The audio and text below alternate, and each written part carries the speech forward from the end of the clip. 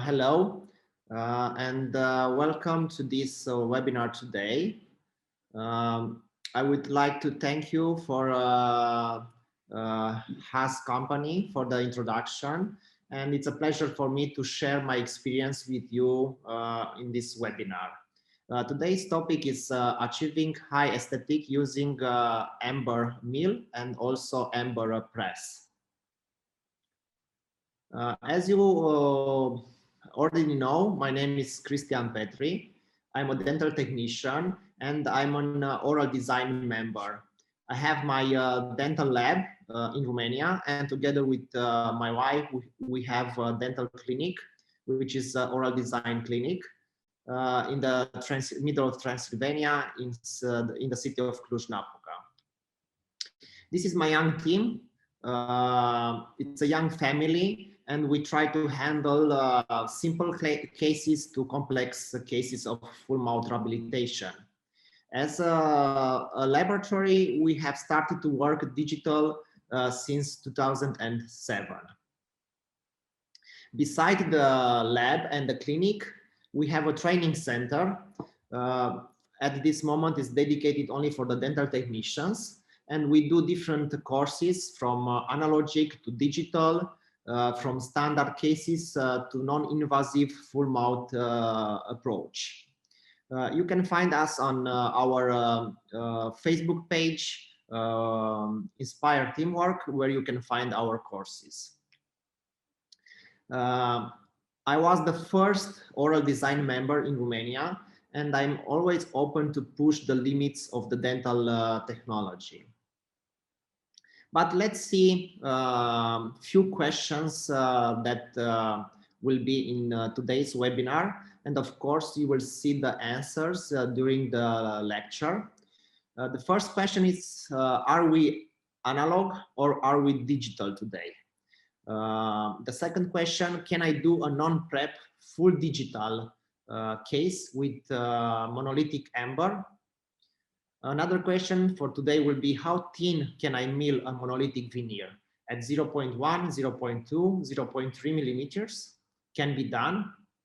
Or can I obtain an aesthetic restoration from a monolithic amber only with the 3D stain on top?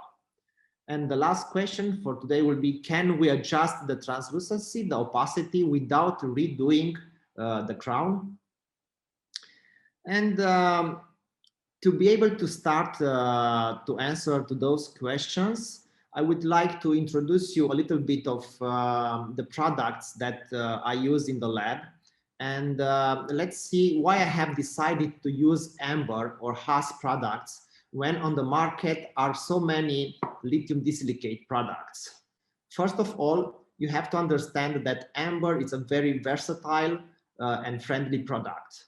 Today, I will share you just a few of the products that HASS company can offer, and I will explain you which of them are most for analogic way and which are for the digital way. And of course, if we can combine the analogic way with the digital way. Of course, I will cover tips and tricks and why amber mill is a so unique material. I have more than 5 years experience with amber products, and I still use them today, and I'm really happy with the results that we can do in the laboratory.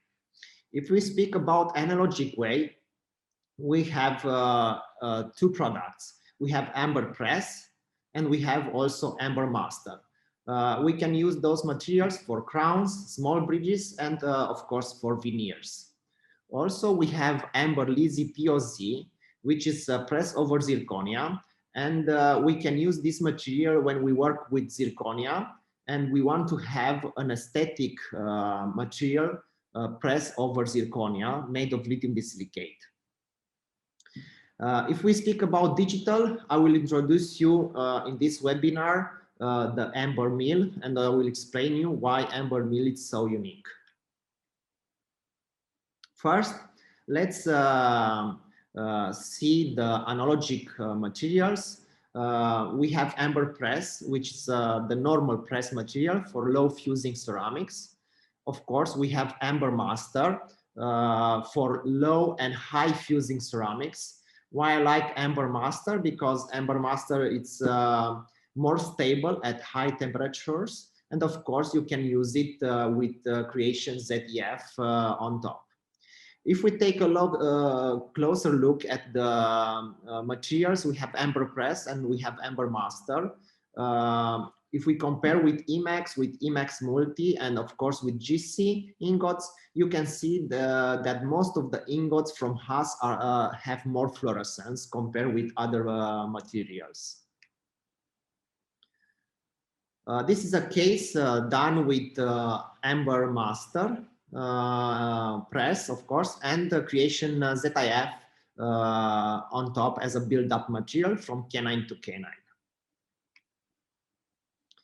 Speaking about amber press, another strong point of amber press is that you can press very thin veneers, 360 veneers, under 0.4 millimeters without any kind of issues. And if you take a closer look, yes, we are under 0.4, but we are with two double veneers, occlusal veneers.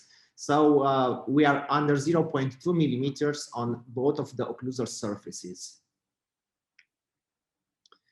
Regarding amber Lisi POZ, you can press lithium disilicate over zirconia, and in this way we can obtain a more aesthetic work when we speak about long span bridges in zirconia. And of course you can use it for single crowns, why not? We all know that monolithic zirconia is not the best aesthetic material at this moment, but with this option, with amber Lisi POZ, we can obtain a long span bridges and still have the strength and the aesthetic in the same work. Regarding amber mill, because we will speak today more about digital workflow and the digital materials, HASS does have a unique material, and this is amber mill. Why it's so unique? You can see that even in, let's say, in the so-called green stage, you can see that the fluorescence of the block, it's 1-to-1 compared with a natural tooth.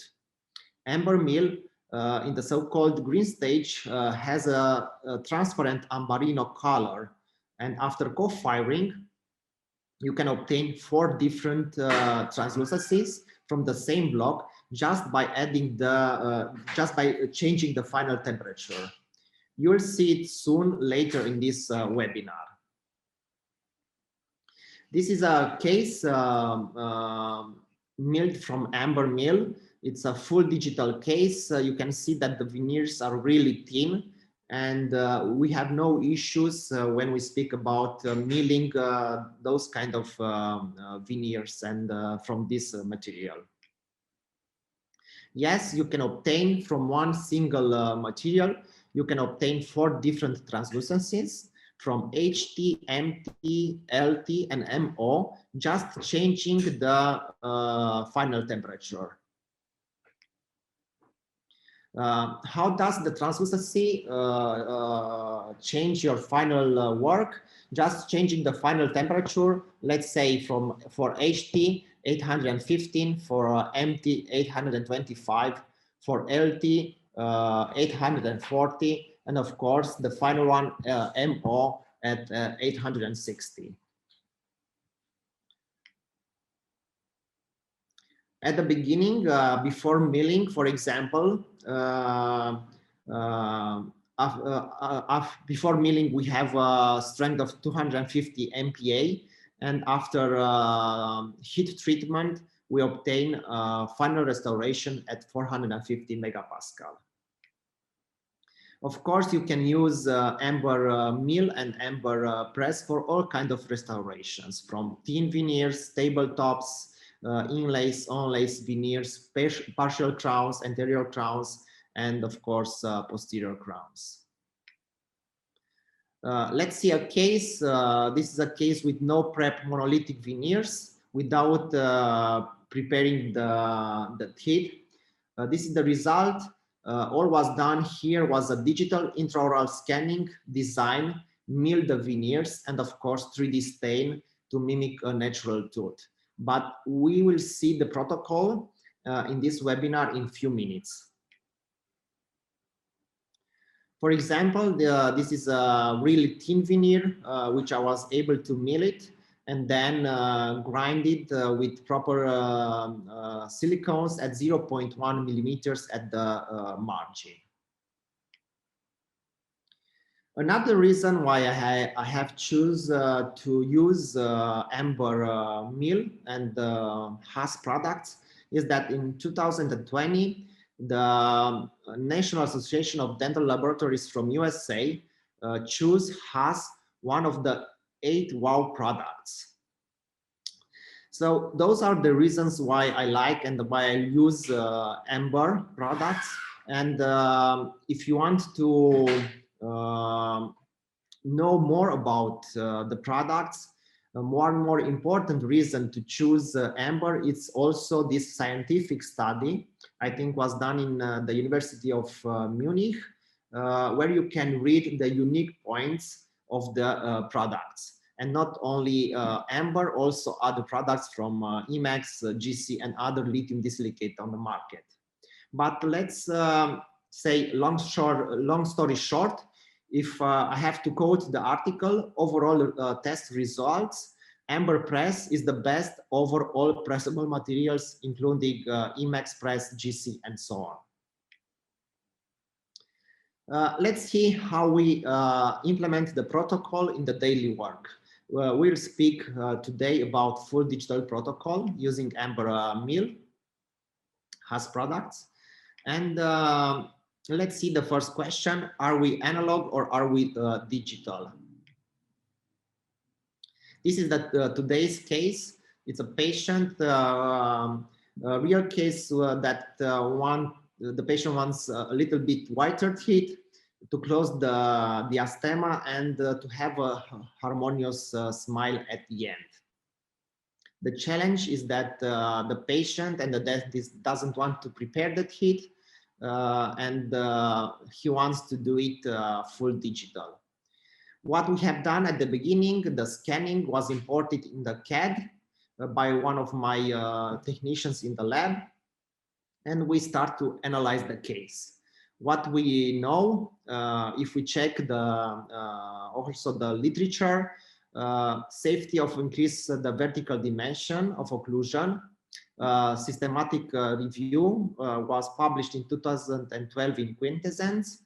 And we can see if we want to increase the video, first rule is that we have to have space for the restorative materials, for the tabletops, especially in the posterior region.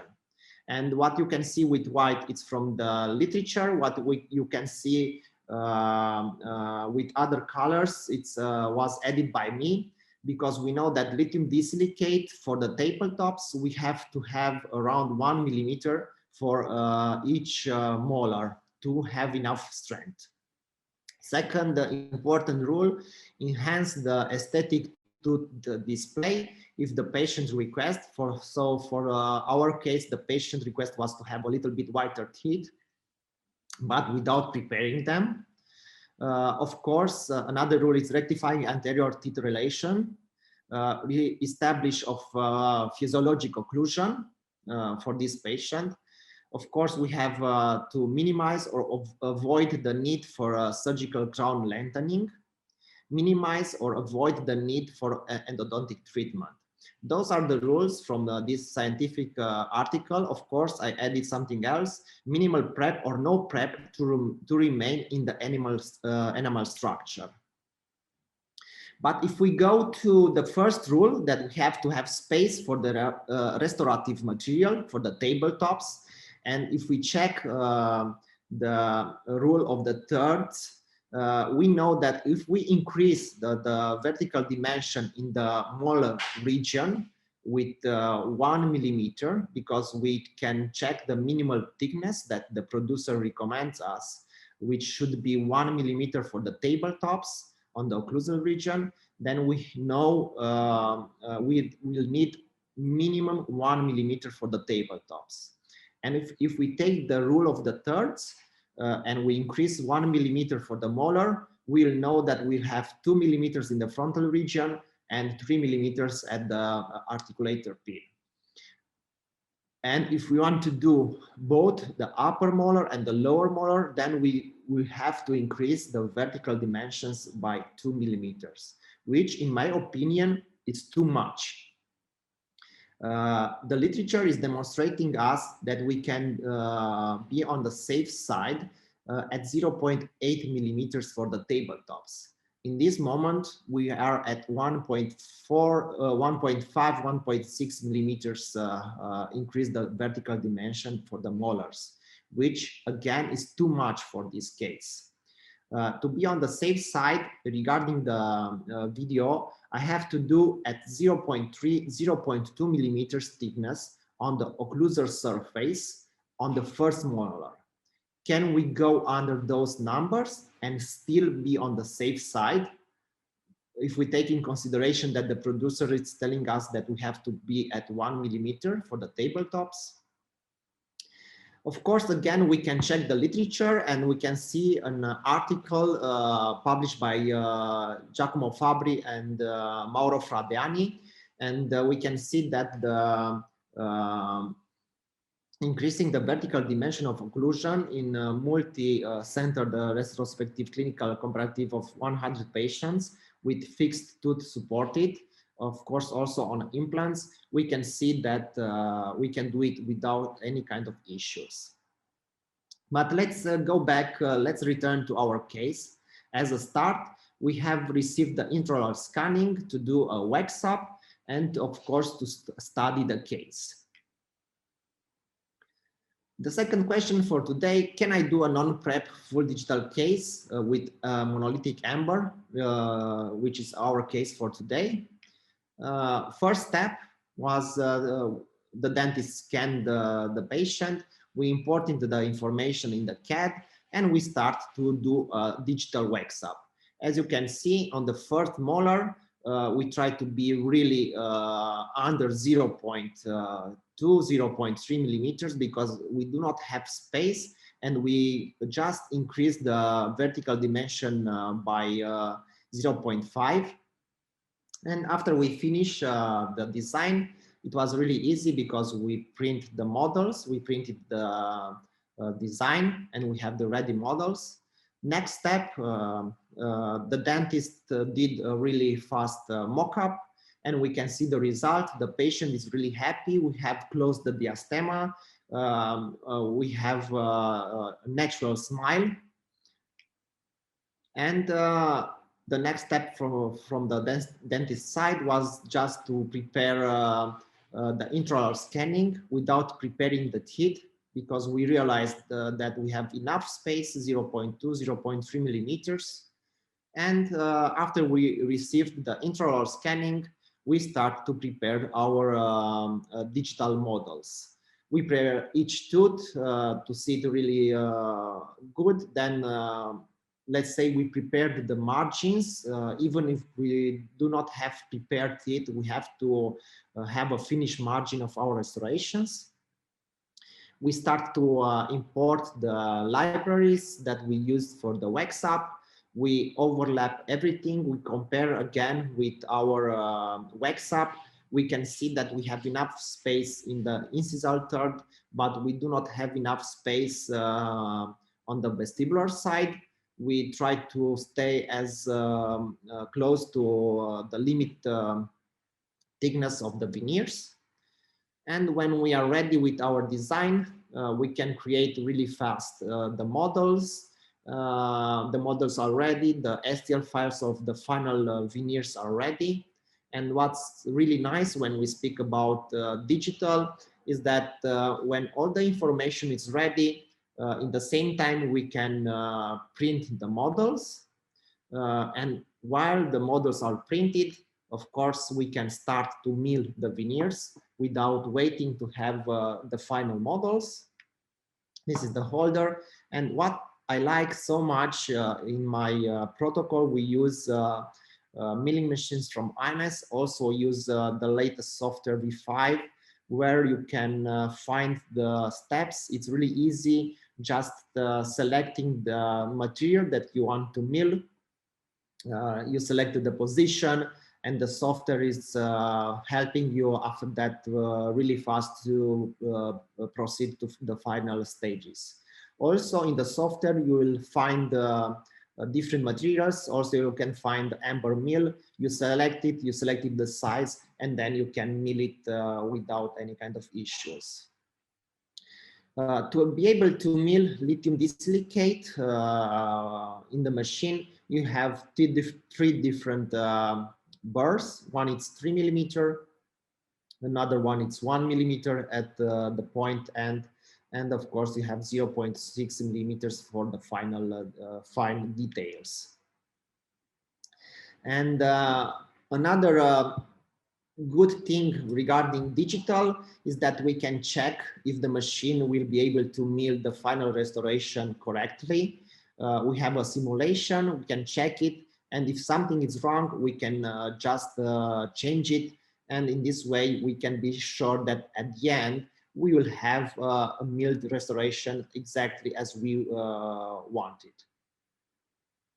For example, we all know that a big problem when we speak about milling lithium disilicate is the life of the burrs. For example, with our strategies from V5 and with our milling machines, we were able to mill more than 100 units. You can see also at the position 16, burr number 21 and 22 from IMS. We were able to mill more than 24 hours with one burr, and still we were using that burr to mill more restorations. And you can see that the restorations are really thin. This is the process with our 350 Pro Plus machine, wet milling. And you can see that the result of the milling without adjusting the shape and the thickness is really nice.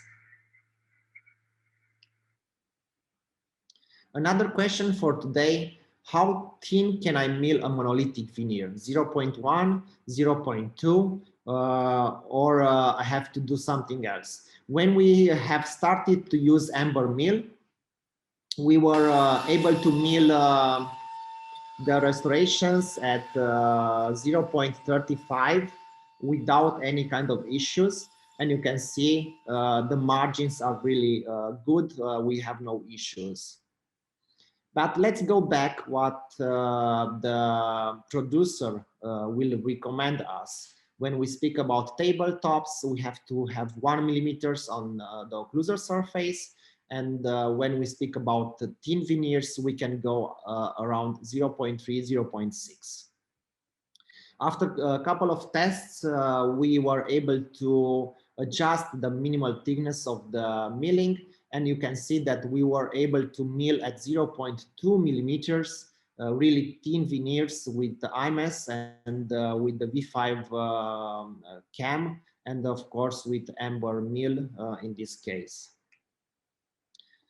Amber mill 0.2, and you are able to see at the beginning of the webinar that with amber press, I was able to press 2 tabletops or 2 360 veneers on the occlusal surface at 0.36 for both of the veneers, which if we take in consideration, that's under 0.16 for one veneer, for one tabletop.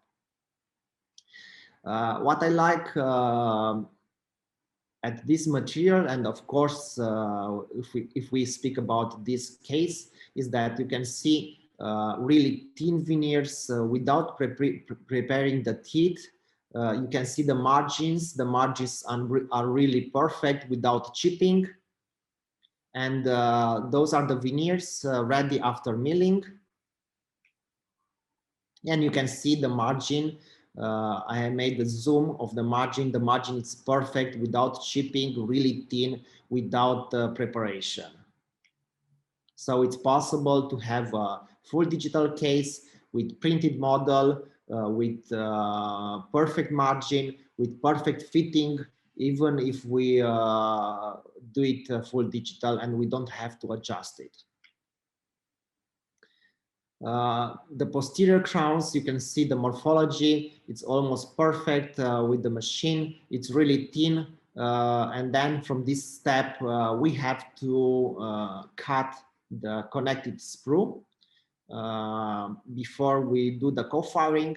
And to give you some tips and tricks for today, when you cut the sprues in a dry process, not wet process, it's important to take care of the speed of the disc. It's important to not push very hard on the sprue, the force that you use to cut the restoration. Of course, you have to take in consideration then when you do dry cutting, not to overheat the restoration. And always, as a tip and trick for today, always use a double diamond disc. Of course, the excess of the material before the co-firing you can remove using a stone disc. Important is to take care of the speed, the force, again, of the overheating of the material. If you push too hard, you can destroy the restoration. And always grinding, it's better to use a stone disc. If you want to have thinner margins that 0.2 millimeters, you can use diamond silicone disc. You can adjust the thickness of the margin with this silicone. Of course, again, take care of the speed, the force, take care not to overheat the material, and always, as I told you, use a diamond silicone disc. Of course, you have another option if you want to have a nicer restoration before the co-firing in the so-called green stage. You can pre-polish the final restoration without damaging the restoration. Of course, again, you have to take care of the speed, the force, the overheating, and always use a diamond silicone disc. I try to do a check. You can see that our margin and our restoration, it's almost 0.1 millimeters. This is the tabletop. I have done in laboratory test. I cemented the tabletop directly on the not on the printed model. And you can see that the space for the cement is really thin, the restoration is really thin, and still the perfect adaptation and no issues with the final restoration. And the final question for today, can we adjust the translucency, the opacity of our final restoration without redoing? Because when we speak about milling, we can mill the final restoration from let's say from an HT block, and we can realize that it's true translucent, and it's better to have an LT or an MO. And in that moment we have an issue. But we do not have this kind of issue with amber mill. Why? Because we can change the opacity just with refiring the crown and not redo the work to have the correct translucency or the correct opacity. Another tip and trick for today, just be careful. Only one way from HT to MO. It's impossible to go back from MO to HT. So important is at the beginning to know what is your final destination and what kind of result you want to obtain. As you already have seen, you can go with really thin margins at 0.1 without any kind of issues after milling, and you can grind them, and you can do with the silicone, with a diamond silicone disc, you can do really nice thin margins without chipping and without any kind of problems. I already told you that you can increase the temperature when you do the co-firing. For the HT, you have to do it at 815. For the MO, for example, you go to 860. Of course, you don't have to go each time to all the steps. First HT, then MT. You can go directly to the MO if you decide to do it in this way. And at the end, you have a more opaque restoration and less translucency. Let's see the case. This is the printed model. You can adjust the crown really easy. You can see the contacts and you can remove them with stone burr without any kind of issues. And after the fitting is perfect, then you can go again to do the glaze. Of course, when you grind inside of the tabletop or inside of the veneer or the crown, it's important the speed of the burr, the force that you apply in the crown. Again, be careful not to overheat the crown. And of course, always use stone burrs is better than diamond burrs. And the result on the model, 360, no prep, full digital veneer, really thin, without any issues, we can do it. You can see this amber mill 360 veneer, half of the veneer was pre-polished before co-firing, half of the restoration was exactly how is the result after milling. Regarding glaze parameters for the monolithic, I like to use Glaze. I always do it at 720 degrees for monolithic, and I hold it for 1 minute into the stove. And this is the final result on the model, on the printed model after the first glaze. The final result after the second glaze, I always, as a tip and trick, I always use two glazes. First is the color, and the second one is the transparent glaze. And of course, the final question, can I obtain an aesthetic restoration from a monolithic amber mill without building the ceramic? Let's see the result. This is the result into the mouth with the final restoration without building the ceramic, without preparing the teeth. Everything was made with amber mill, monolithic, just a little bit of 3D stain on top. And this is the result before cementation, applied the veneers to check if everything is okay. And the final result, I think, after 1 week after the cementation. Final result, closer look of the case. And I think now we have, the case is more than almost 3 years since we finished this case. The result is perfect. We have no issues, even if we have really thin veneers. Really, you can see on the occlusal surface, we are around 0.2, 0.3, and we have no issues. Even if the producer or the literature is telling us that we have to be on the safe side at 0.81 millimeter. And final result of the patient with the smile of the patient, additive veneers, full digital. As a take-home message for today, think different, or always think different. Even if a few years ago we were in the situation that we could not do full digital non-prep veneers, now it's not anymore an issue. And if we take some conclusions regarding this webinar, analog or digital, what kind of workflow we should choose. we should choose press or mill. Always as a message, select your cases. Another conclusion, if we do full digital, for sure we can do full digital cases, full digital mouth without preparation of the teeth, without any kind of problems. If we have limitless, no way. You have seen that we can do it without problems.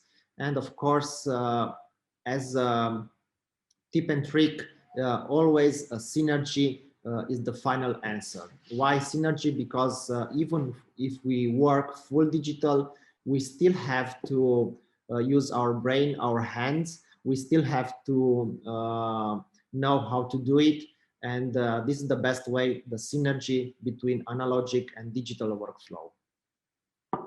I want to thank you for your time, for your attention. And of course, I want to thank HASS for the invitation and for this webinar.